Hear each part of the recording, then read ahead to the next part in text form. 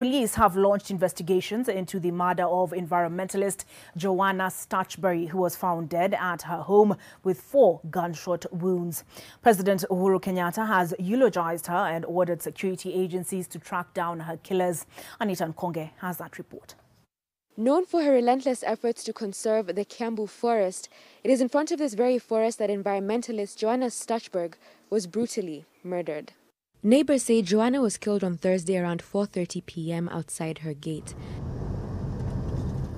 She was returning home from lunch when the unimaginable happened. Before reaching a compound, it's about 200 meters, she saw a branch of wood on the road, and she decided to disembark with the view of removing the same structure.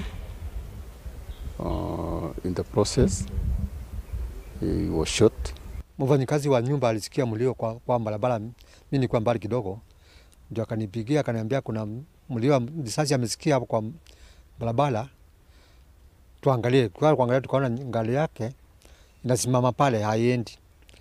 Sasa kwenda kufika pale kuangalia ni nini, tukakuta amelala hapa mbele ya ngali. According to the murder incident report filed at the Kiambu police station, 64-year-old Joanna Stutchbury, a Kenyan citizen of British origin, was found dead in a pool of blood after being shot several times by unknown individuals.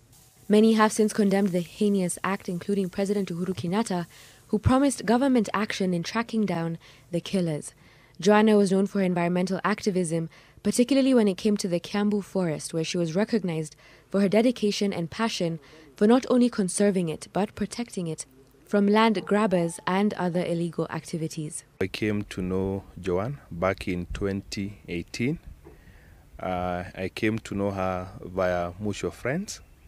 Her concern was about a forest neighboring her house down in Kiambu. There were some guys who had come back in 2018 to do some excavation, and they were destroying a wetland. That's now when we joined together and we started an online campaign. There have been incidences whereby people used to come when she goes out to confront, to ask them what they were doing. They used to threaten her.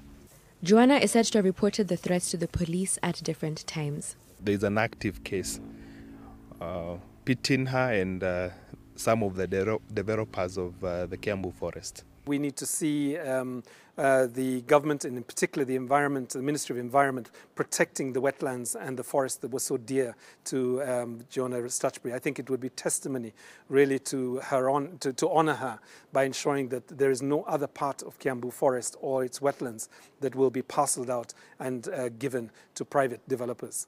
There have been at least 2 murders of known environmentalists in Kenya in the past 2 years. Anita Nkonge, NTV.